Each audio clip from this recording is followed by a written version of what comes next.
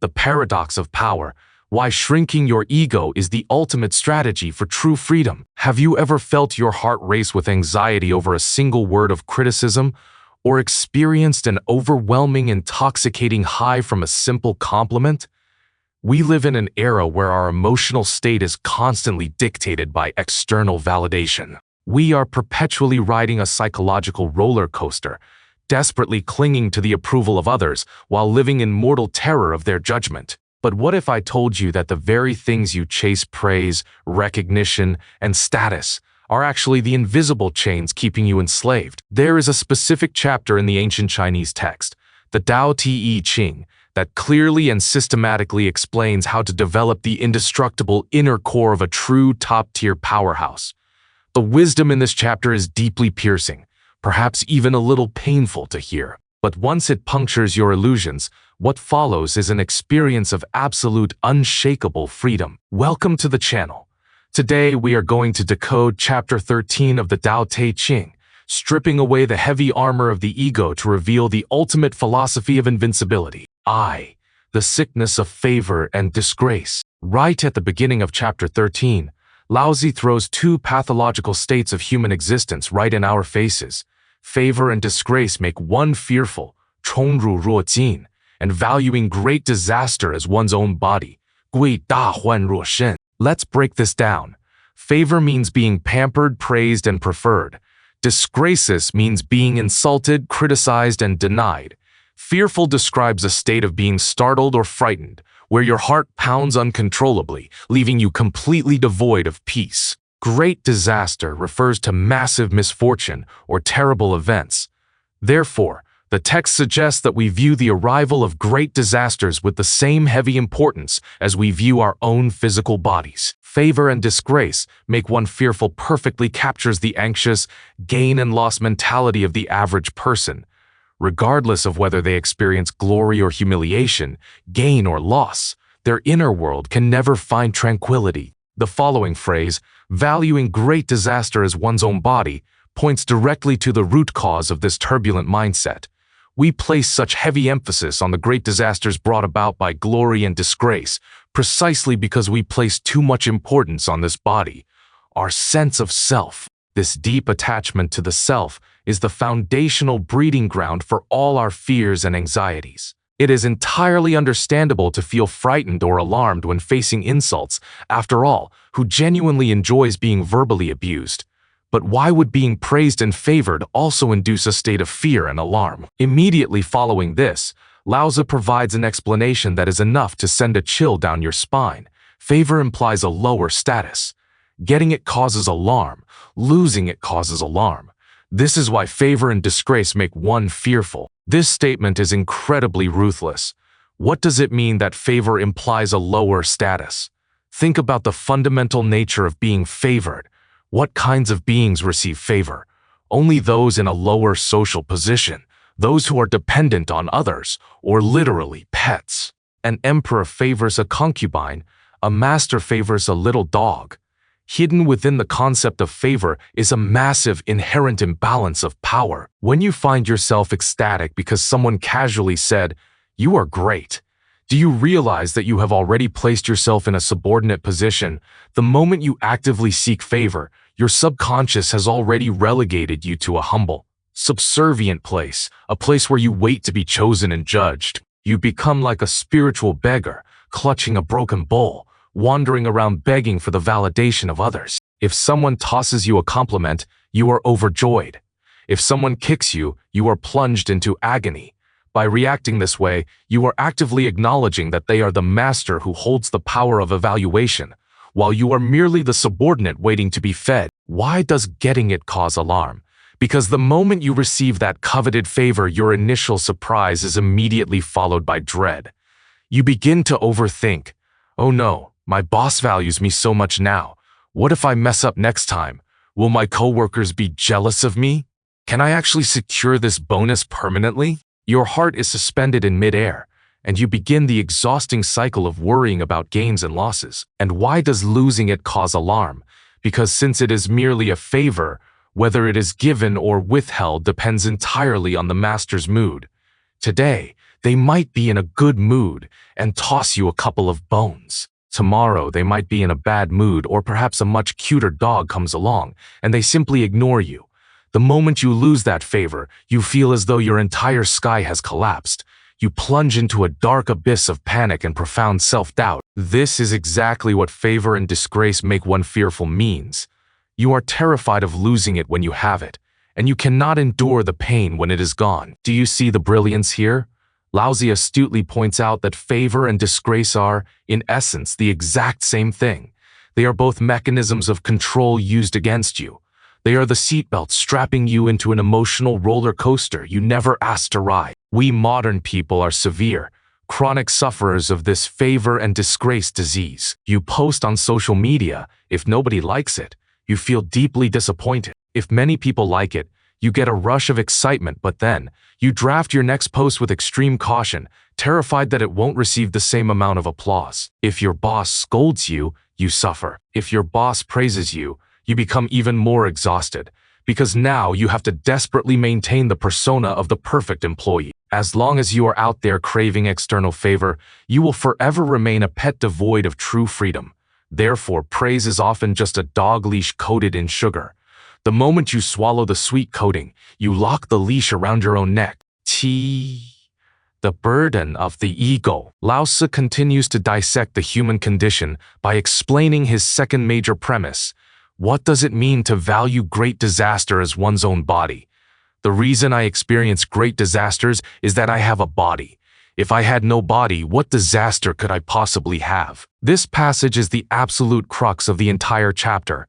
Laozi is asking, why do we have so much pain, anxiety, and massive suffering?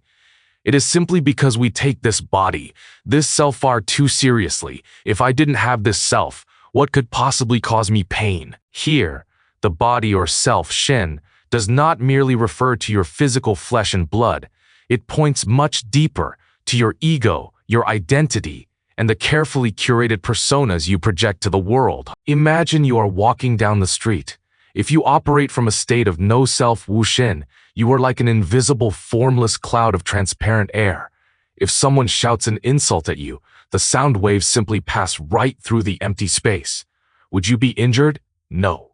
If someone throws a punch at you and it lands on thin air, would you feel pain? No. However, if you possess a strong self, yo shen, if you are a solid, rigid entity who has plastered yourself with endless labels, I am a corporate executive, I am a perfect mother, I am a highly successful person, you have effectively blown your ego up into a massive, fragile balloon. You have turned yourself into a giant target.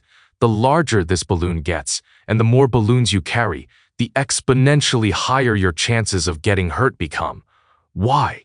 Because your surface area for absorbing damage is simply too immense. If someone remarks, this task wasn't done well, and you are in a state of no self, you will objectively observe, the task wasn't executed properly. Let me fix the process. But if you have a massive self, your internal monologue shifts dramatically.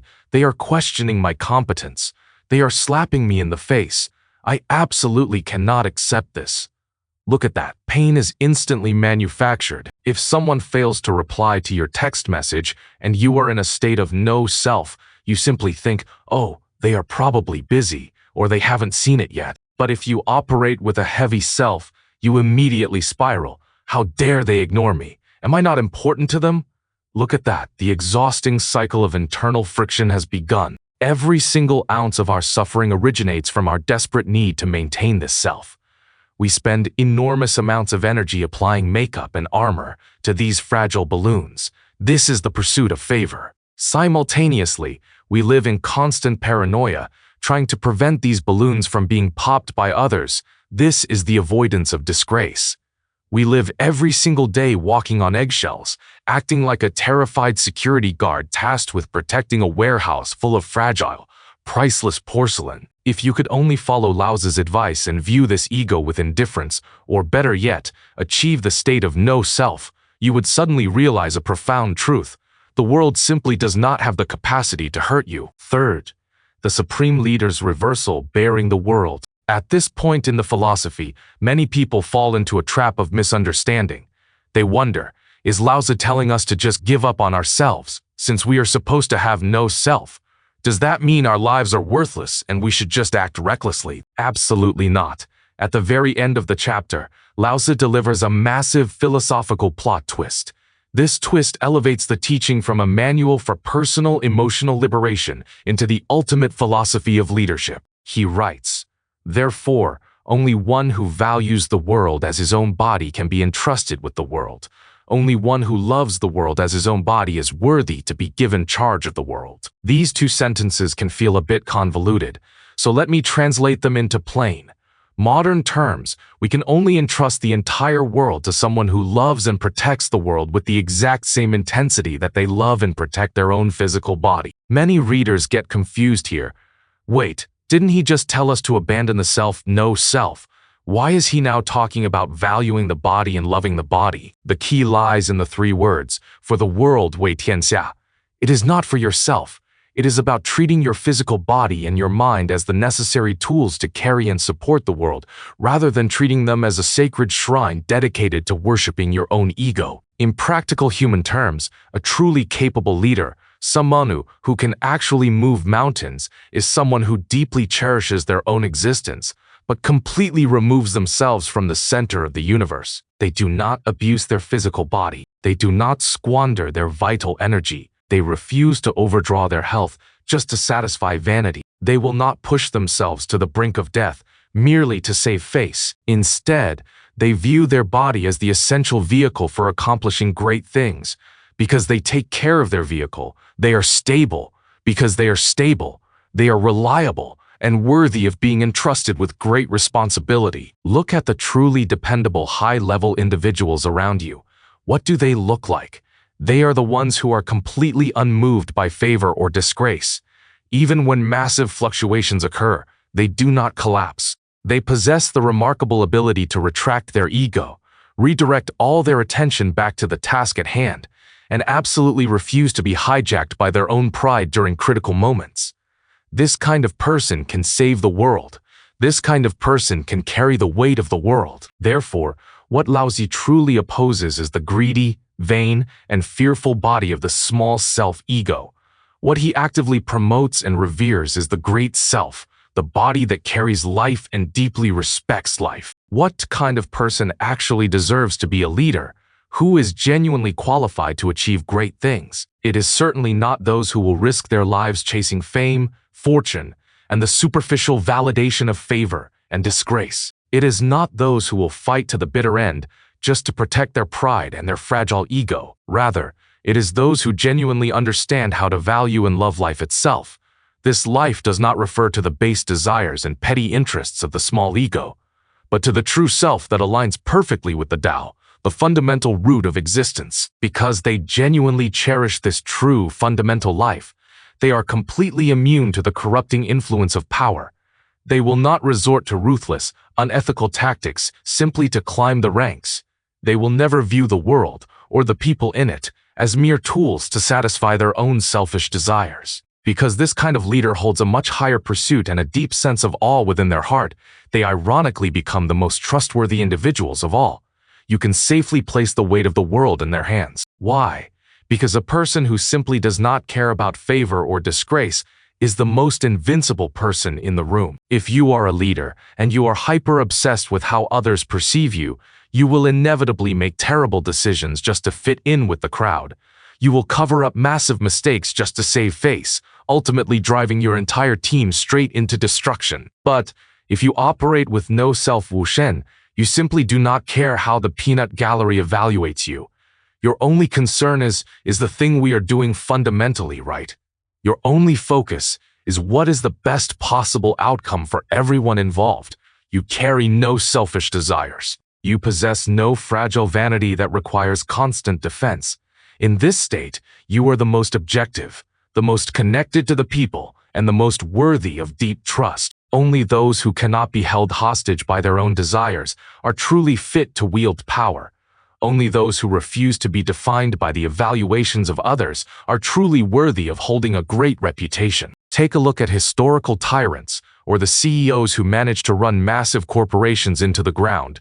They are usually individuals who have absolutely no love or respect for life.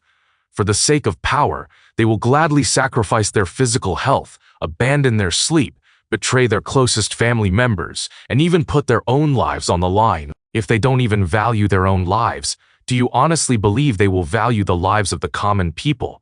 Do you think they will care about the well-being of their employees? To them, the entire world and everything in it is nothing but combustible fuel designed to burn for their personal ambition. Conversely, the true sage, the ultimate leader, highly values their own life. They live with tranquility, calmness, and robust health. They view the entire world as an extension of their own physical body. When the world is in pain, they feel pain. When the world is at peace, they feel at peace. Only a person with this mindset will refrain from carelessly tormenting the world to satisfy personal greed. Only this kind of person is worthy of having the world entrusted to them. This passage is essentially a profound blueprint, teaching us how to rebuild ourselves from the ground up. Externally, we must violently discard that vain, fabricated social identity and achieve a state of no self. This grants us immunity to favor and disgrace. Internally, we must deeply cherish our true authentic life force and achieve a state of loving the body. This creates a profound sense of responsibility toward existence itself. When you achieve this dual state, you don't just cure your modern spiritual exhaustion and internal friction. You develop a magnetic, gravitational personality capable of lifting up the entire world. Only those who truly love themselves are worthy of inheriting the world. IV. The three-step framework for a powerhouse core. Based on this chapter, Lao Tzu provides a three-step philosophical roadmap to develop the indestructible core of a top-tier powerhouse. Step 1. See through favor and disgrace. You must forcefully sever the connection between the evaluations of others and your own inherent value. You need to deeply understand that all incoming praise and criticism are at their core external mechanisms trying to control you. Praise is a leash. Criticism is a whip. Stop being the dog wagging its tail begging for scraps and become an independent human walking upright. We must achieve the exact opposite of Lao Tzu's warning. We must become unmoved by favor or disgrace. Watching flowers bloom and fall in the courtyard without emotional turbulence is not cheap self-help advice. It is the elite state of no longer being controlled by the judgments of others. Step 2. Hide the ego. Realize that all your psychological suffering stems directly from the fact that you have positioned yourself at the center of the universe. It stems from that massive bloated ego. You must intentionally shrink yourself down, smaller and smaller, until you become completely transparent. Stop being the giant target erected in an open field. Become the infinite void that can absorb and contain all things. A person with no self is completely invincible. Step 3. Rebuild great love. Finally, Lao Tzu speaks of entrusting and committing the world to someone. This is his way of telling you to find a goal that is vastly larger than your own ego. If your daily thoughts revolve entirely around, how can I make a little more money? Or how can I make others envy me? You will remain trapped forever in the muddy swamp of favor and disgrace. But if your mindset shifts to, how can this product I am building help 10,000 people? Or how can this piece of writing bring a ray of light to those who are lost? Or how can I make my home feel as warm as spring? Then everything changes. Once you strip away the camouflage of vanity, you will fall back in love with authentic life. You will begin to treat everything, manage your career, and interact with others using the same profound respect you have for your own existence. And when you do that, all of your petty emotions and minor grievances will instantly shrink into absolute insignificance. Practical exercise. The air-person technique. Philosophical concepts of no self are lofty, but how do we actually apply them to our messy daily reality?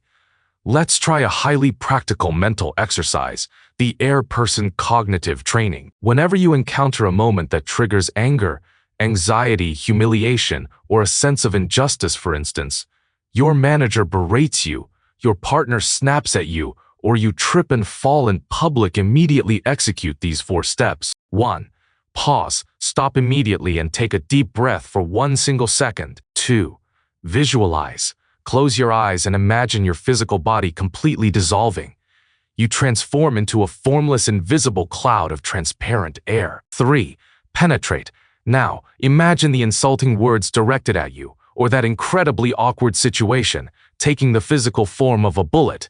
Watch as this bullet flies toward you and zips completely through your cloud of air. Because you possess no solid entity, the bullet hits absolutely nothing. It simply passes straight through you, flies far away, and eventually disappears into the distance. 4. Review. Ask yourself this question: since I am nothing but a cloud of air, what exactly did that bullet leave behind? The objective answer is, it left nothing behind.